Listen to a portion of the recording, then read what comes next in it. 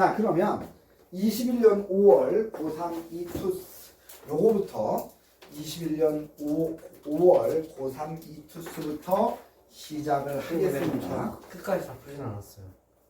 왜? 풀다가 말았어요. 그 맞추지 못하는 거잖아. 그 화작 넌 왜 안 해왔고? 깜빡했어요. 넘어가. 야, 이러다가 그냥 아예 이 책으로만 나가는 것도 생각을 해봐야 되겠다. 계속 이렇게 무뎌지니까. 지금 요즘 들어서 아예 시험 끝날 때까지 그냥 숙제 내지 말까? 네, 중간고사 끝날 때까지. 그것도 한 방법이겠다. 자, 먼저 170쪽이지. 네. 자, 들어가 볼게. 자, 두파산 오늘 난 이거 다 끝낼 거거든. 현대 소설을. 그래서 200페이지 정도까지 나갈 생각이야. 그러니까 잘 따라와줘. 끝까지 가면 현대 소설 끝까지 가면 203페이지야. 그럼 30페이지만 나오면 되니까 3시간 동안 30페이지 나갈 수 있거든. 잡담 말고 그냥 활하게 쫙 나가보자. 자, 먼저 두파산이라는 건 뭘 얘기하느냐? 두파산이라는 건 오김이라는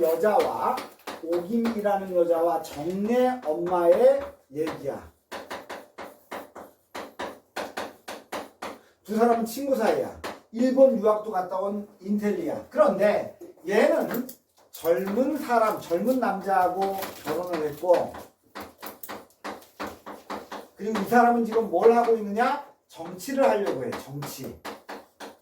정치를 하려고 하고, 이 사람은 일제시대 때, 이 여자는 일제 때 경기도지사와 결혼합니다.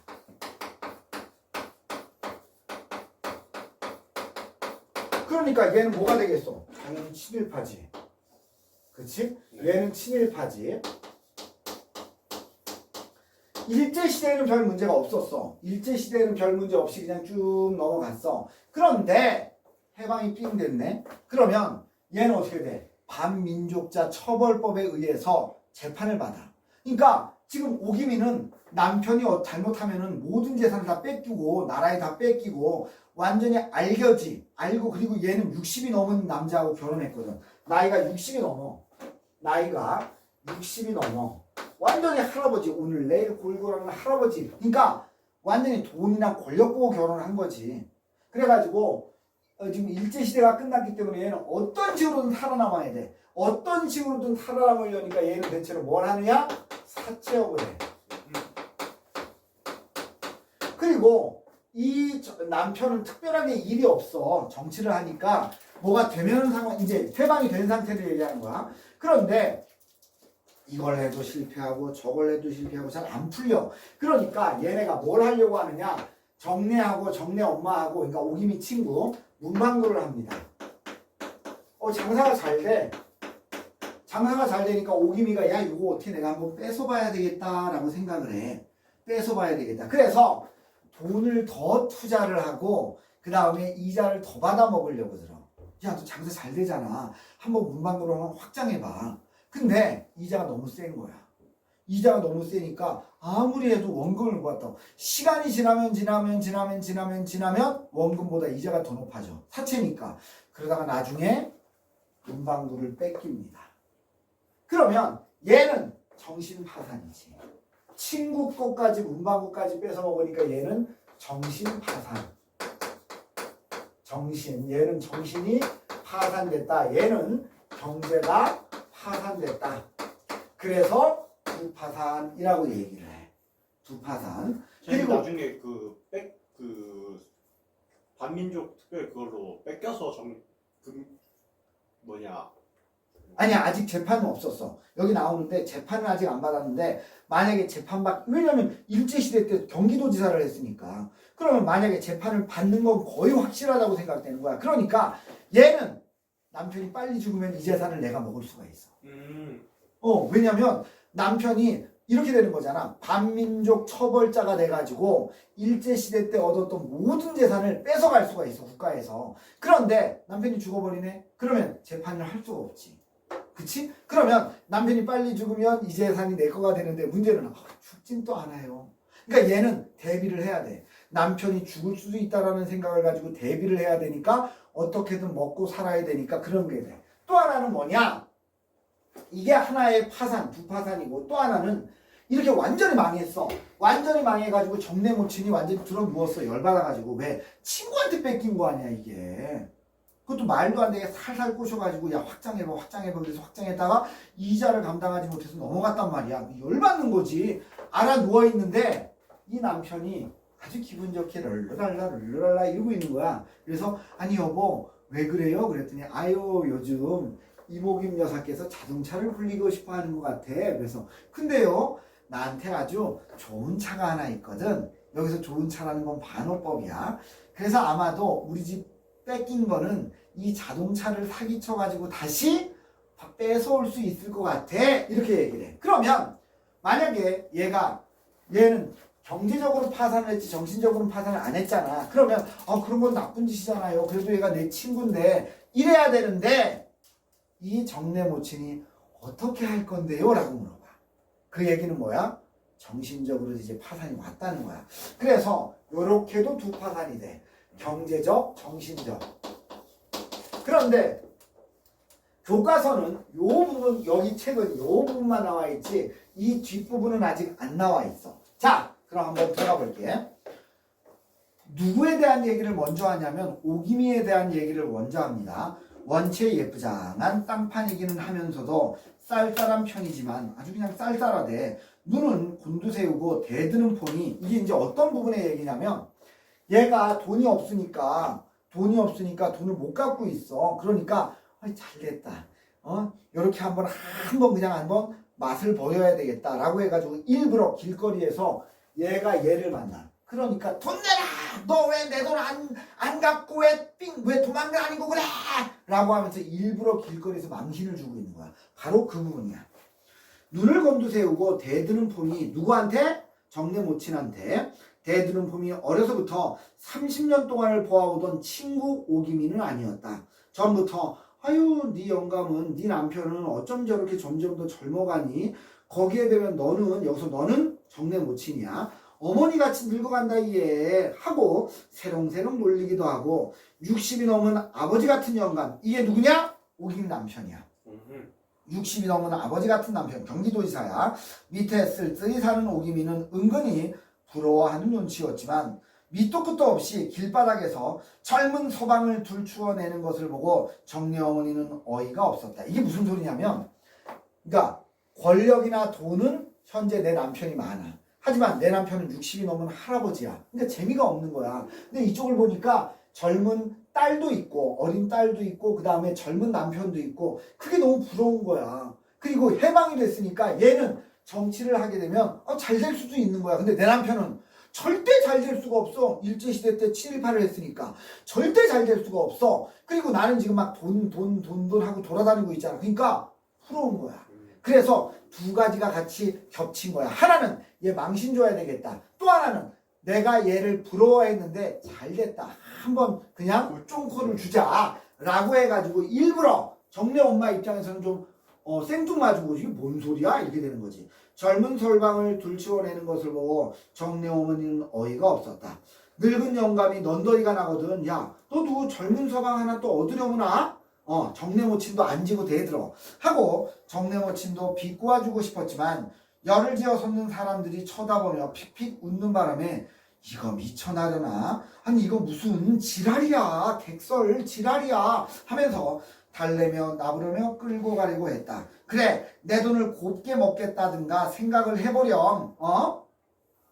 매달린 식솔이 많고 병들어 누운 늙은 영감이 약값이라도 쓰려고 뜯어가려고 이렇게 쩔쩔거리고 다니는 인연의 돈을 먹겠다는 너 같은 의리가 없는 년은 욕을 좀 단단히 베야 정신이 날 거다마는 자기 사정 보아서 싼 이자, 변리는 이자야, 싼 이자에 좋은 자국을 지시해 바친 밖에 그것도 마다하다니 남의 돈 생으로 먹자고 도둑년 같은 배짱이 아니고 뭐냐? 너 왜 돈 안 갚어? 이거지. 오고 가는 사람들이 우중우중 서면서 구경났다고 바라보는데 원체 히스테리증이 있는 줄을 짐작을 하지만 창피한 줄도 모르고 기가 나서 대든다.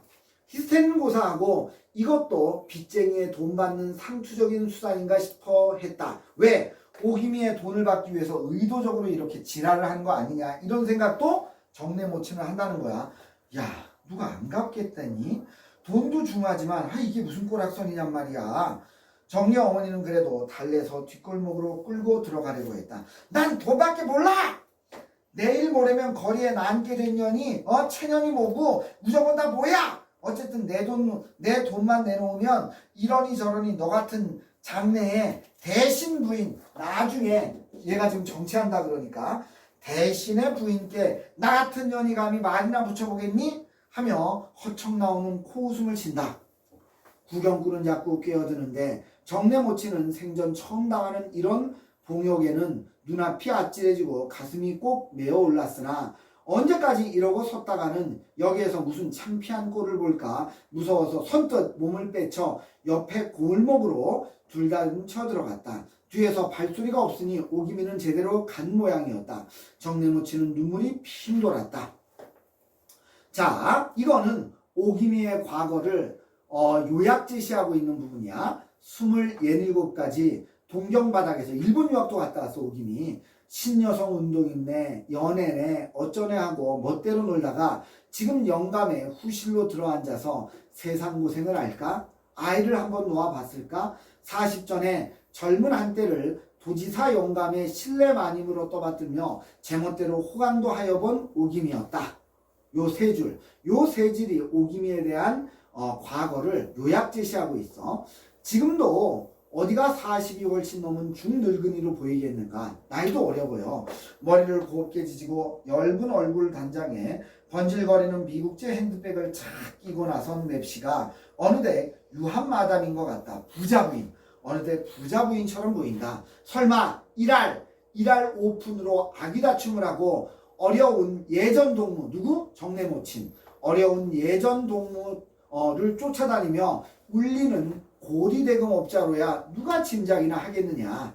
해방이 되자 고리대금이 전당포 대신으로 터놓고 하는 큰 직업이 되었지만 그러니까 해방이 되자 그때는 전당포 대신 고리대금업이 성행을 했나봐. 오기미는 반민족 행위자의 아내가 되리라는 것을 도리어 간판으로 내세우고 불악기같이 악귀같이 덤벼드는 것이었다. 중경 도지사요. 전쟁 말기에는 이제 동아시아 전쟁이지. 전쟁 말기에는 무슨 군수품 회사에 취체역이 뭐냐면 이사인가 감사역을 지냈으니 반민족 행위자 처벌법이 국회에서 통과되는 날이면 중풍을 3년대나 누워있는 영감이 어서 돌아가 주기나 하기 전에야 을에 걸리고 말 것이다. 당연히 걸릴 거다. 걸리는 날이면 떼매어다가 책임을 지어서 징역을 시키지는 않을지 모르지만 왜? 중풍을 3년이나 앓고 있으니까 징역을 시키지는 않을지 모르지만 지니고 있는 집간이며 땅섬지기나마 몰수는 당할 것이니 비록 자신은 없을 망정 자기는 자기대로 살 길을 차려야 하겠다고 나선 길이 바로 이 길이었다. 이 길 고리대금업이야. 상하 식소를 혼자 떠맡고 영감의 약값을 제 손으로 벌어야 할 가련한 신세같이 우는 소리를 하지만 그래야 남의 욕을 덜 먹는 발병이 되는 것이었다. 오기미는 친구 정내 모친이 혼쭐이 나서 달아나는 꼴을 그것 보라는 듯이 곁눈으로 훑어보고 눈길을 셀록하며 비웃으면서 버젓이 사람 틈을 헤치고 종로 쪽으로 나아갔다. 의기양양할 것도 없지만 가슴속이 후련하니 머릿속이고 가슴속이고 무언지 뭉치고 비비 꼬이고 하던 것. 왜? 내 남편은 늙었어. 근데 정내 모친 남편은 젊었어. 내 남편은 1718에서 지금 조금 있으면 잘못하면 지금 재산이고 모두 다 몰수됐어. 근데 얘는 지금 정치하려고 하니까 잘 될 수도 있어. 그러니까 한이 꽂고 부럽고 이런 모든 것들이 확 풀려서 쓰러지고 회가 제대로 도는 것 같아서 기분이 시원하다. 그러나 그 뭉치고 비비고 있는 것이라는 것이 반드시 정내 어머니에 대한 악감정은 아니었다. 오기미가 그 오랜 동무에게 이렇다 할 감정이 있을 까닭은 없어. 그런 까닭 없어. 미워서 그런 게 아니야. 다만 아무리 요새 돈이라도 20여만 원이라는 대금을 받아내려면 한번 혼줄을 단단히 내고 제독을 주어야 하겠다고 벼르기는 했지만 얼떨결에 나온다는 말이 젊은 서방을 둔 떼새냐 무엇냐 하는 것은 구석 없는 말이었고 구실 없는 말이었고 지금 생각하니까 우스꽝스러웠다. 그러나 자기보다도 훨씬 늙어 보이고 살림에 찌든 정내 모친에게는 과분한 남편이라는 생각은 늘 하던 오김이기는 했다. 남의 남편을 보고 부럽다거나 세민하거나 하는 그런 몰상식한 오김이는 아니지만은 자신도 없이 자식도 없이 군 식구들만 들썩거리는 집에 들어가서 몸도 제대로 가누지 못하는 늙은 영감의 방을 들여다보면 공연히 짜증이 나고 정내 어머니가 자식들을 공부시키느라고 어려운 삶을 얽매고 고생하나 자기보다 팔자가 좋다는 생각도 나는 것이었다. 그러니까 정내 모친은 성실하고 열심히 살고 있단 말이야. 그게 한편으로 부럽기도 하고. 왜? 그리고 이쪽은 자식도 있어. 난 자식도 없어. 내 남편은 늙었어. 얘 남편은 젊었어. 근데 알콩달콩 열심히 살고 있는 모습이 부럽기도 하고. 그러니까 그냥 확 질러버린 거야. 그 다음에 자, 이제는 누가 나오느냐? 오김의 하수인인 교장이 나와. 교장은 뭐냐? 오김의 부하야. 근데 이 오김의 부하도 마찬가지로 정신적인 파산을 갖고 있는 사람이야. 일제시대에 교장을 했어. 근데 지금 뭐해? 고리대금업을 하고 있는 거지. 그런데 지금 골 때린 게 이렇게 돼. 문방구를 사실은 누가 눈여겨보고 있었냐? 교장이 눈여겨보고 있었어. 정상적으로 얘기하면. 그래가지고 얘가 뭐라 그러느냐? 얘한테 얘기하는 거야. 이거 뺏어라. 그럼 내가 이거 사겠다. 왜? 자기 딸하고 사위한테 주려고. 왜냐면 장사가 잘 되거든. 그러면 이게 만약에 세금이 이자를 안 내고 자기 걸로 한다면 장사가 될 것 같아. 지금 장사가 안 돼서 정내 모친이 망한 게 아니라 이자가 너무 세서 망한 거거든. 그래가지고 얘가 얘한테 팔아. 빼서 얘가 빼서 그럼 그거를 교장이 사. 그래가지고 이걸 자기 딸한테 주려고 하는 거야. 여기는 안 나오는데 그럼 얘도 정상적인 교육자의 교장의 모습은 아니잖아. 그러니까 얘도 마찬가지 정신적 파산이 있는 거지. 다 미쳤어. 미쳐 돌아가. 그 다음에 오늘은 악휘 결론을 지어주시렵니까? 아유 언제 갚으나 갚고 말 건데 그걸로 두 사람이 을 상할 거야 있나요? 이튿날 교장이 슬쩍 들러서 매우 점잖은 수작을 하는 것이었다. 아유 이렇게 말씀드리면 교장 선생님부터가 어떻게 들으실지 모르지만 김오김이가 이렇게 되다니 불쌍해 못 견디겠어요. 괄호 열어봐. 굉장히 중요한 얘기다 이제. 예전에 섹스피어의 원서를 끼고 다니고 인형의 집에 신이나 하고 엘렌 케이의 숭배자예요. 엘렌 케이는 어떤 사람이냐? 여성해방운동을 했던 여자야.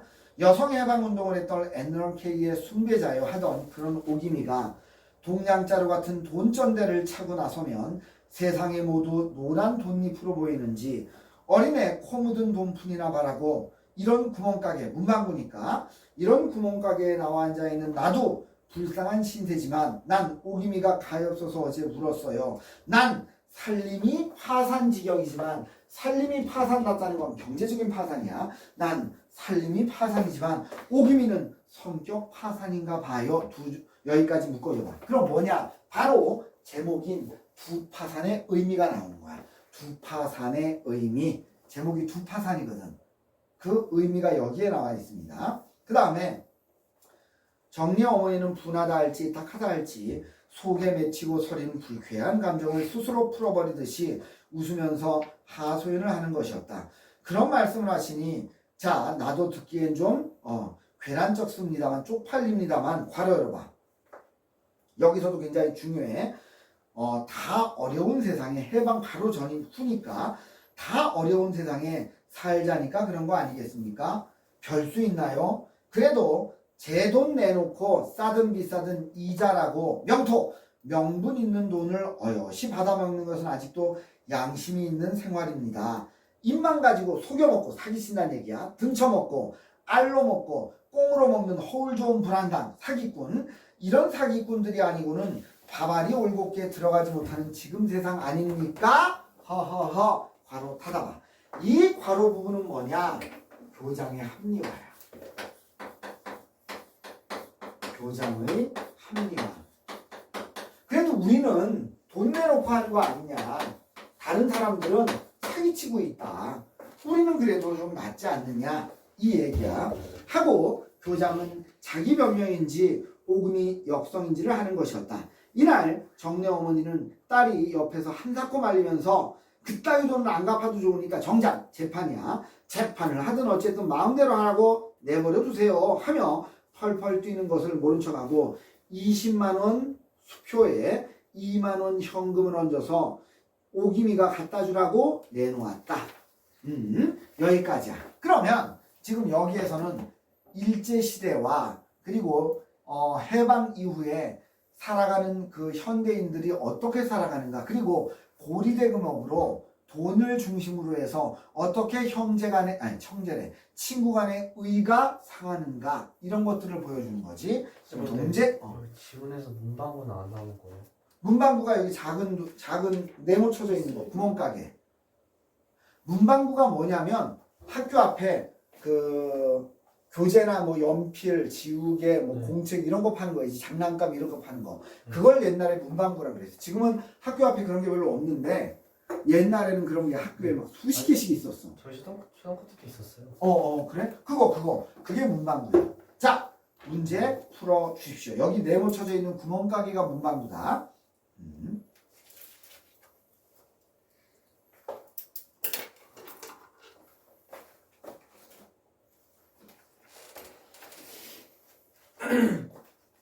PS 끝. 다 했어?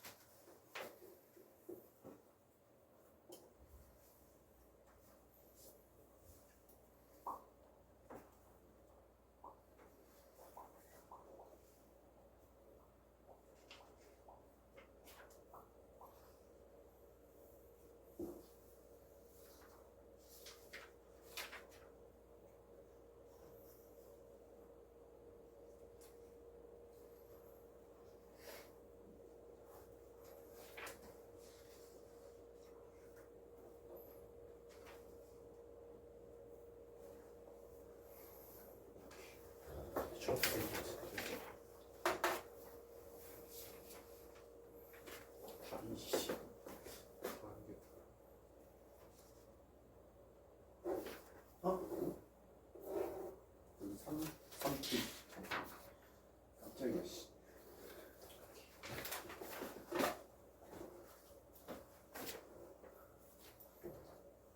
반납.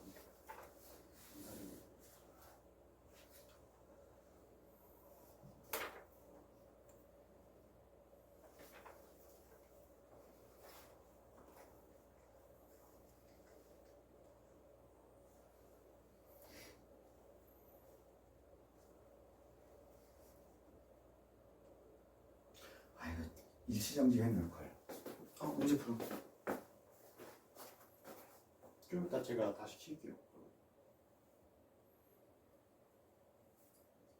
이 짝대기 두 개가 일치정지지.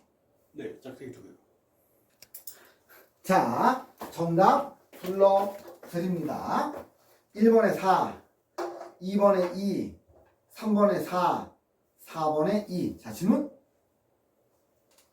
저 2번이랑 4번. 2번하고 4번 보자. 길바닥과 구멍가게에 대한 이해로 가장 적절한 것은 뭐냐? 이랬거든. 자, 그러면 2번 한번 봐봐. 길바닥에서 벌어진 오김과 정내모친의 갈등은 구멍가게를 하며 돈을 벌어야 하는 정내모친의 경제적 상황에서 비롯된 것이다. 맞지? 왜? 이거 뺏으려고 하는 거니까. 문방구. 그치? 문방구를 뺏고 또는 돈을 받기 위해서 일부러 강제적으로 일부러 이렇게 싸움을 만든 거니까. 몇 번이라고 했니? 5번. 몇 번? 5번. 5번 보자. 길바닥은 오기미가 정내모친과 갈등을 의도적으로 회피하는, 아니지, 회피가 아니라 건 공간이지. 오기미가 일부러 싸움을 거는 공간이지. 그 다음 4번 보자. 보기를 바탕 중심으로 윗글을 이해한 내용으로 적절하지 않은 것은 틀린 거 고르라 그랬어. 2번 봐봐. 매달린 칫솔은 많고 병들어 누워 늙은 영감에 약값 싫어도 뜯어쓰려고 이렇게 쩔쩔거리고 다닌다며 자신의 처지를 하소연하는 것을 통해, 이거 일부러 그러는 거야. 얘가 돈이 없어서 그러는 거 아니야. 일부러 그러는 거야. 자기대로 살 길을 찾으려는 오기미의 절박함과, 이건 맞아, 불안이 과거와 달리 속물스럽게 변한 자신에 대한 죄책감으로 생긴 거야? 아니야. 질투?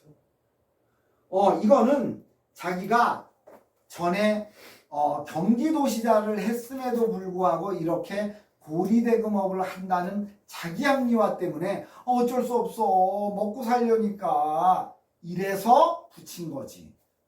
그래서 정답은 2번이 됩니다. 자, 다음 거 보자. 자, 요거 있잖아. 옆에다가 위에다가 요거 하나만 적어봐.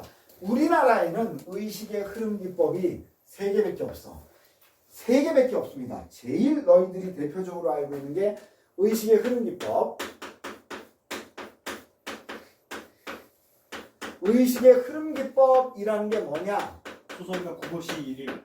그렇지. 뭐냐면 머릿속에 있는 내용만 쫙 기록하는 거야. 그러니까 이런 것들은, 첫째, 대화가 별로 없어. 왜? 자기 머릿속에 있는 얘기를 하니까. 두 번째, 갈등이 별로 없어. 갈등이.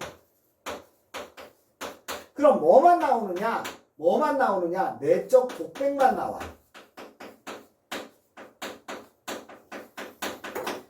요런 특징이 있고, 그 다음에 작품 3개를 적어줄게. 첫째, 이상의 날개.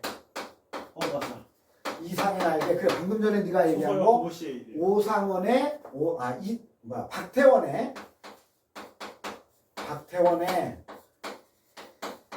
소설가 구보씨의 하루. 소설가 구보씨의, 이거 너희 내신 때 하지 않았나? 네, 맞아요. 네. 구보씨의 하루.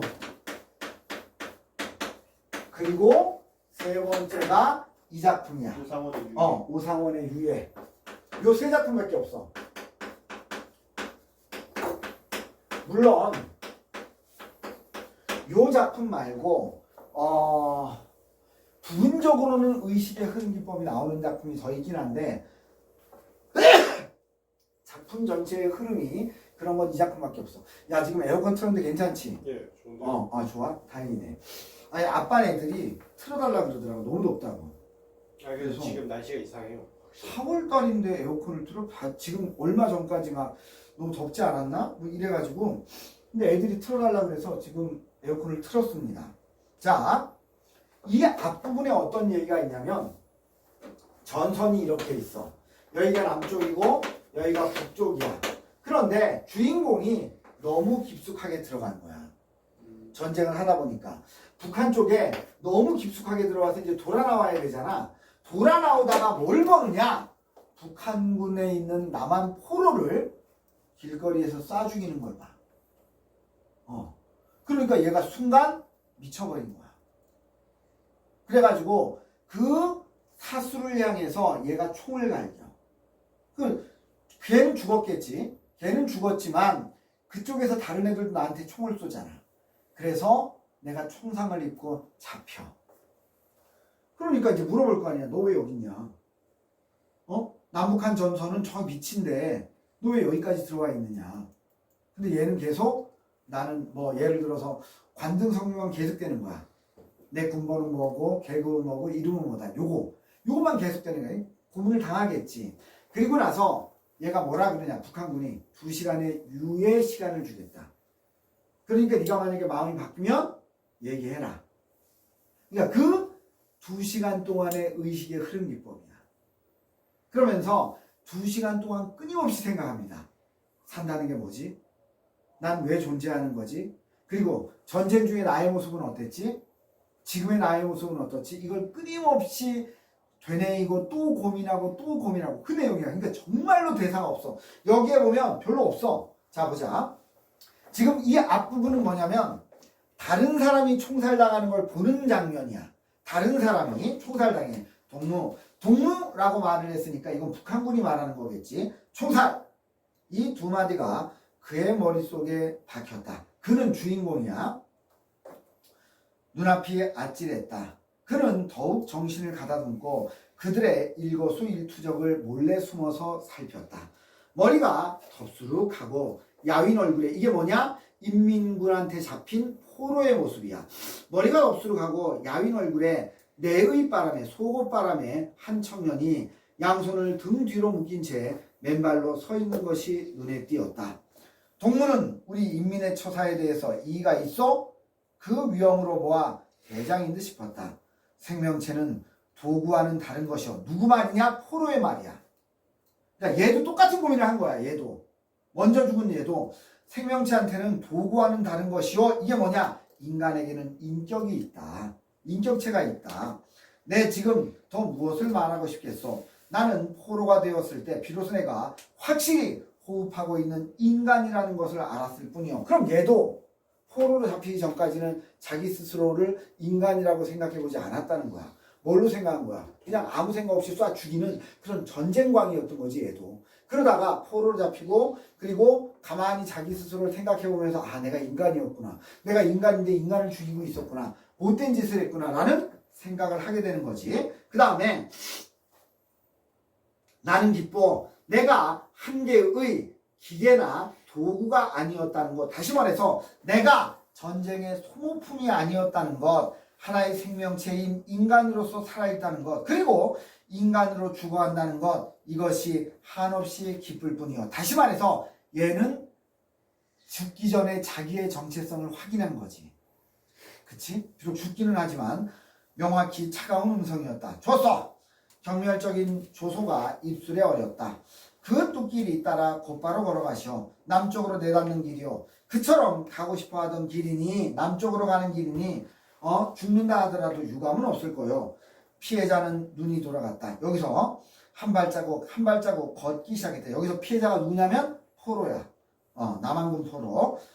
뒤에서 두 놈이 총을 재웠다. 바야흐로 불길을 뿜으르는 총구를 등 뒤에 받으며 조금도 주저없이 정확한 걸음걸이로 피해자는 눈길을 맨발로 헤쳐갔다. 이제 몇 발의 총성과 더불어 그는 무참히 쓰러지고 말 것이다. 곧바로 정면에 눈 준 채 조금도 흩어질 줄 모르는 그는 침착한 걸음걸이.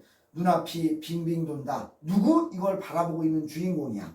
그는 마치 저 언덕길을 걸어가고 있는 것이 자기인 것처럼 느껴졌다. 순간 그는 총을 꽉 움켜쥐었다. 내일을 위해서 오늘의 싸움을 피하는 것은 비겁한 수다. 밑줄 쳐봐.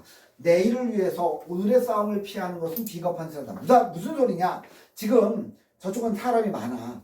난 혼자란 말이야. 그러면 내가 몇 명은 먼저 쏴서 죽일 수 있어도 저쪽은 많으니까 잘못하면 내가 당할 수도 있잖아. 그러면 내가 가만히 숨어 있으면 밤 되고 나 도망가면 그만이야. 쟤는 죽더라도. 근데 그건 어떤 거야? 비겁한 삶이지.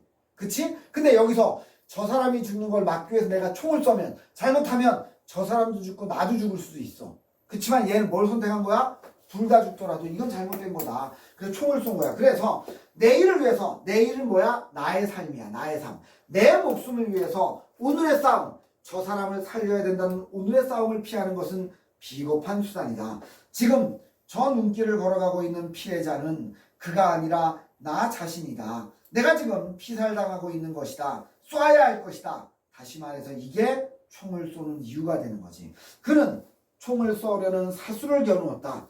숨죽이는 순간 이미 그의 총구에서는 빗발같이 총알이 쏟아져 나갔다. 쓰러졌다. 분명히 두 놈이 쓰러졌다. 여기서 두 놈 누구야? 북한군 사수야.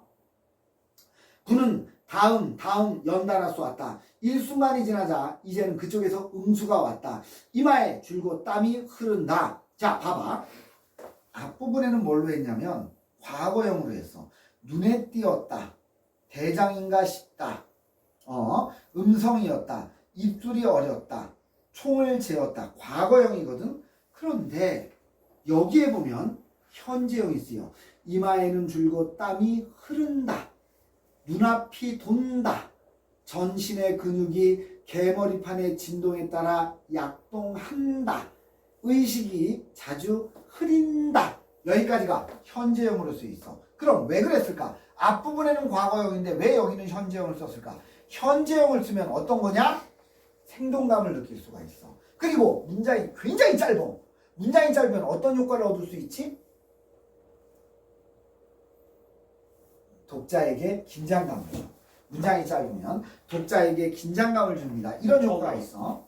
그는 푹 고개를 묶고 쓰러졌다. 위기일발 다시 겨눈다. 또 어깨 위에서 급격한 진동이 지나간다. 다 자꾸 흩어지는 의식. 놈들의 사격에 푹 그쳤다.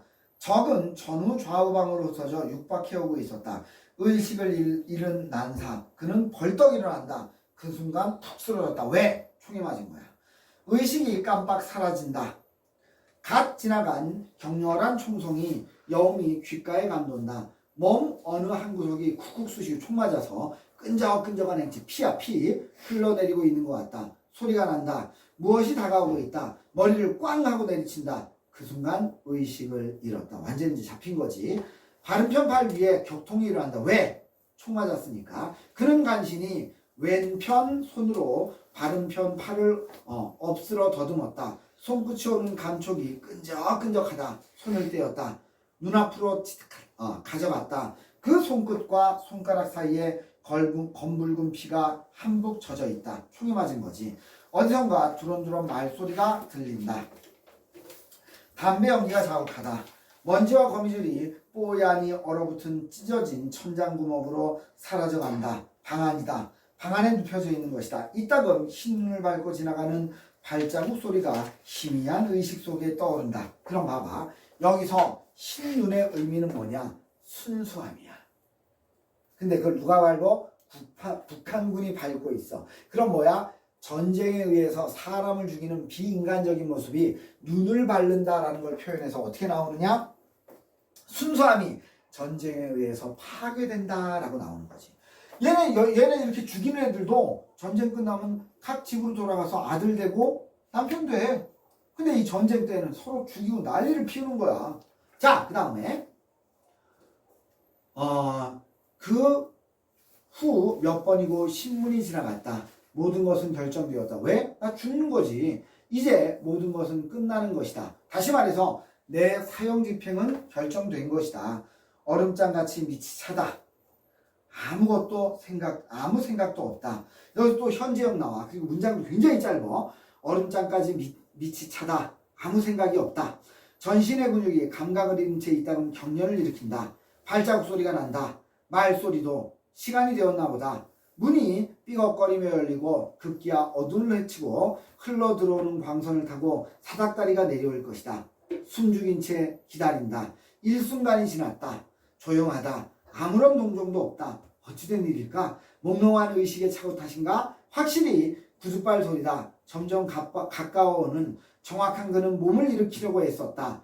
고개를 들었다. 맑은 광선이 눈부시게 흘러들어온다. 사닥다리다. 뭐하고 있어? 빨리 나와! 착각이 아니었다. 그들은 벌써부터 빨리 나오라고 고함을 지르며 속촉하고 있었다. 한 단 한 단 정신을 가다듬고 감각을 잃은 무릎을 힘껏 꼬여 입으며 기어올랐다. 입구에 다다르자 억센 소나기가 목덜미를 움켜쥐고 끌어당겼다. 몸이 밖으로 다가가는 순간 눈 속에 그대로 머리를 박고 쓰러졌다.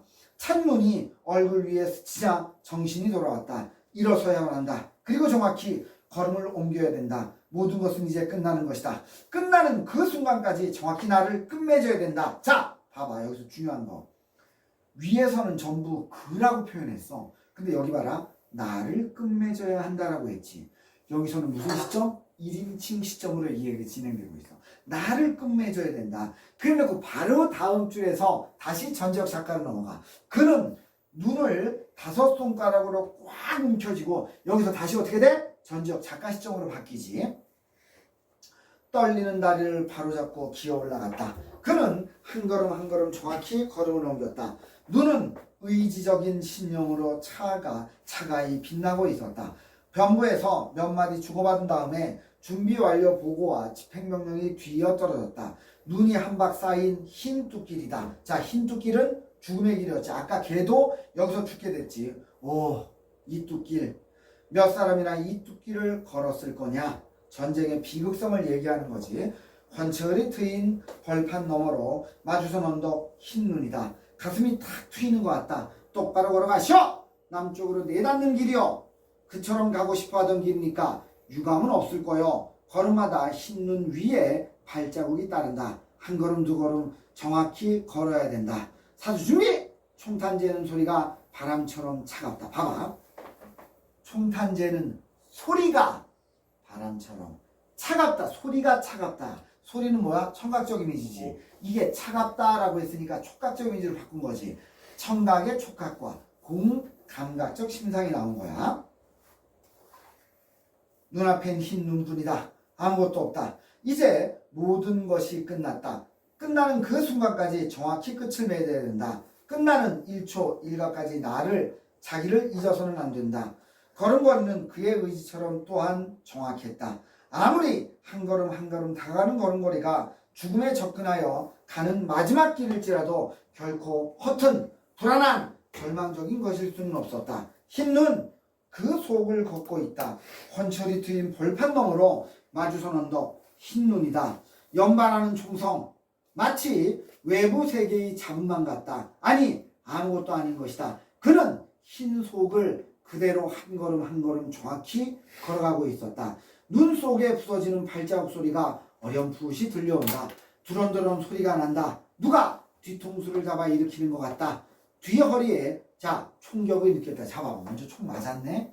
그 다음에 어떻게 해? 누가 뒤통수를 잡아 일으켜. 그 다음에 어떻게 해? 허리에 충격이 온대. 뭐야? 확인사살한 거야. 살아있는지 죽어있는지. 그래서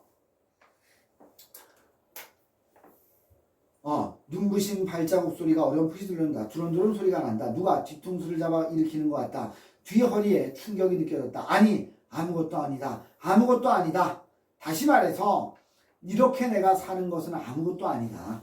중요하지 않다. 중요한 건 내가 나의 삶의 본질을 가지고 살아가는 게 중요하다. 이거야. 내가 80까지 살면 괜찮은 거고 30에 죽으면 잘못된 거냐? 아니다 이거야. 그럼 중요한 건 뭐냐? 내가 왜 사는지 나의 본질을 알고 죽는 게 중요하다는 얘기야. 그러니까 지금 내가 이렇게 죽는 건 중요하지 않다라고 얘기하는 거지.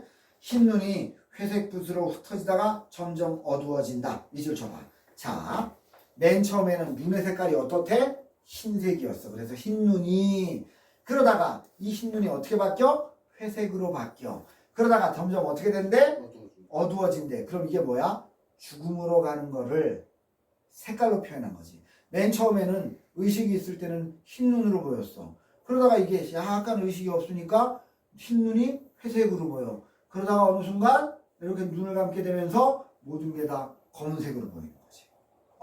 죽음의 순간을 색깔로 표현한 거야. 그 다음에 모든 것은 끝난 것이다. 놈들은 멀찍이 총을 자주 거꾸로 메어들고 본부로 들어갈 테지 눈을 털고 추위에 손을 비벼가면서 방 안으로 돌아갈 것이야. 몇 분 후면 화로가에 손을 녹이고 아무 일도 없었다는 듯이 담배를 말아 피우고 기지개를 할 거야. 누가 죽었건 건 중요하지 않아. 가는 것은 아무것도 아니야. 그것은 그냥 평범한 일이야. 의식이 점점 그로부터 어두워갔어. 흰눈이다. 그런데 햇볕이 따뜻하게 그 눈 위에 부서진다. 그랬어. 봐봐. 인간은 죽네. 근데 자연은 따뜻하게 햇살이 부서진대. 그러면 자연과 인간의 대비를 통해서 인간이 벌이고 있는 전쟁의 비인간적인 모습을 강조하고 있는 거지. 자, 지금부터 문제 풀어 주십시오. 네 문제입니다. 준우 왜 안 오지? 잠깐만. 자, 정답 불러드립니다. 자, 여러분. 1번에 2, 2번에 2, 3번에 4, 4번에 3. 자, 질문 있니? 없어요. 아, 없어? 오케이. 그럼 잠깐 쉬었다가 이제 다시 시작하겠습니다. 자, 다시 일시정지. 자, 이제 네 번, 그 다음 작품 178쪽에 뭐야? 팝. 이거는 어떤 내용이냐면 이런 내용이야. 남한군이 어디에 참전하냐면 월남 전쟁에 참전합니다. 근데 어떤 명령을 받냐면 어느 지역에 가서 탑을 지켜라 라는 명령을 받아. 이 탑은 뭐냐? 베트남인들에게는 아주 소중하고 고귀한 그런 탑이야. 그냥 일반 탑이 아니라. 그래가지고 이걸 누가 타지하느냐에 따라서 정신적인 의지가 달라져. 그래서 남한군과 베통이 하룻밤 사이에 어마어마한 사람들을 서로 죽여가면서 막 전쟁을 해. 그런데 끝내는 지켰어. 한국군이. 굉장히 많은 사람들이 죽었음에도 불구하고 이를 지켜냈어. 그런데 다음날 미국은 뛰고 와. 근데 막사를 짓고 텐트 치고 이러려니까 저 탑 때문에 좀 불편해. 미군이 뛰고 오더니 야 저거 밀어버려 이러는 거야. 우리가 어젯밤에 죽으라고 싸워가지고 지켜낸 탑을 미군이 오더니 그럼 없애래. 왜냐? 막사 짓는데 방해된다고. 그럼 왜 지킨 거야 이거? 우린 왜 죽은 거야? 첫째, 전쟁의 무가치성을 얘기하는 거고, 둘째는 미국의 가치관이 잘못됐다. 그러니까 동양의 가치관이 있잖아. 탑이 가지고 있는 어떤 상징적 의미. 그치? 예를 들어서 우리나라에 야 8만 대장경이 뭐라고? 8만 대장경이 뭐라고 그거를 지키려고 그랬어? 그거 정말로 생각을 해봐. 임진왜란 때 정말 8만 대장경의 그 불심으로 그 외적을 물리쳤다. 이게 말이 돼? 아니야. 말이 안 돼. 이성적으로 생각하면 말이 안 되는데 그때는 모든 사람들이 불교를 믿었던 그런 시대이기 때문에 그 불교가 갖는 힘, 그 믿음 이걸 가지고 지켜내는 거란 말이야. 그런데 마찬가지야. 그러니까 예를 들어서 이슬람 문화하고 유럽 문화가 부딪힌 게 뭐였어? 십자군 전쟁이잖아. 네. 그거 왜 한 거야? 두 개의 종교가 붙은 거거든. 그치? 그런 거랑 마찬가지로 이 탑에 대한 가치를 서양 애들, 특히 미국 애들은 인정을 안 하는 거야. 그냥 돌덩어리라고 생각을 하는 거지. 그러니까 나와 다른 어떤 가치관이 있다라는 걸 인정할 수 있다. 이 두 가지가 여기의 핵심입니다. 들어가자. 베트남 전쟁에 참전 중인 나는 황석영은 실제로 베트남 전쟁에 참여했습니다. 실제 이 작가인 황석영은 실제로 참여했어.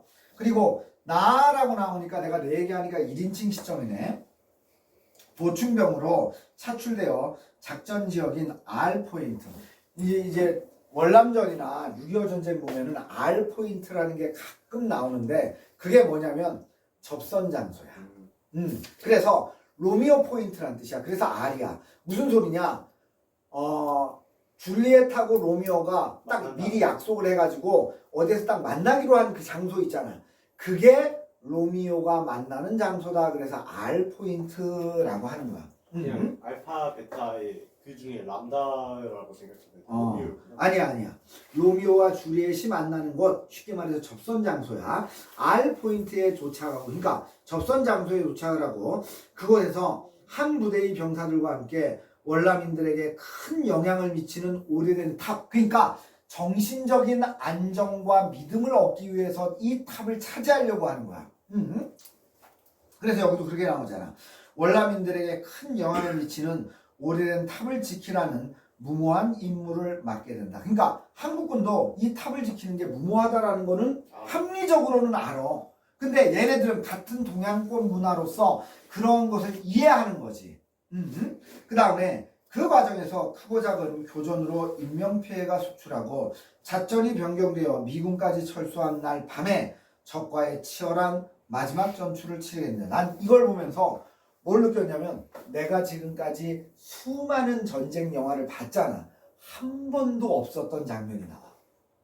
오, 끔찍해. 그 어떤 거냐면 내가 저쪽이 우리보다 숫자가 많아. 저쪽에서 치고 들어올 거 아니야. 그러면 어떻게 하느냐? 군데에다가 집에 포로를 묶거나. 그래서 오면 포로를 쏴버리는 거야. 그럼 어떻게 되겠니? 내 편이 죽는 거잖아. 우리가 움직임으로써. 그러니까 오려고 하다가 움찔하게 되는 거지. 그러니까 그걸 막기 위해서 난 그걸 처음 봤어. 길목에다가 적군이 들어오는 길목에다가 포로를 쫙 해, 포로를 묶거나 그리고 오면 걔를 쏴버리는 거야. 그리고 나서 애가 물러갈 거 아니야. 그럼 새로운 애를 또 가서 묶거나 오면 또 쏴. 그러니까 요번에는 상대편에서도 우리 남한군 포로를 또 묶거나. 와, 그러니까 네가 그래? 그럼 우리도 그래. 근데 보통 이게 전선이 딱 이렇게 양쪽에서 성형되면 이게 여기서 막 치열하게 싸우고 포탄 던지고 막 이러는 게 보통 영화에 나오는데, 그러니까 얘도 수적으로 불리해 한국군이. 그러니까 저쪽에서 오면 작살날 수 있어. 그러니까 포로를 쫙 데리고 가서 길목에다가 묶어놓고 오면 쏴버리는 거야. 와, 특이해. 이걸 보면서 이런 전쟁도 있었을 수 있겠구나. 그러니까 이게 만약에 얘가 실제로 월남전을 참전하지 않았다면 머릿속에서 상상을 했겠지만 이 사람이 실제로 월남전에 참전을 했던 사람이니까 더 그럴듯한 거야 이게. 봐봐. 여러 개의 드럼통이 한꺼번에 굴러가는 듯한 소리로 크레모가 터지고. 크레모가 뭔지 알지? 네.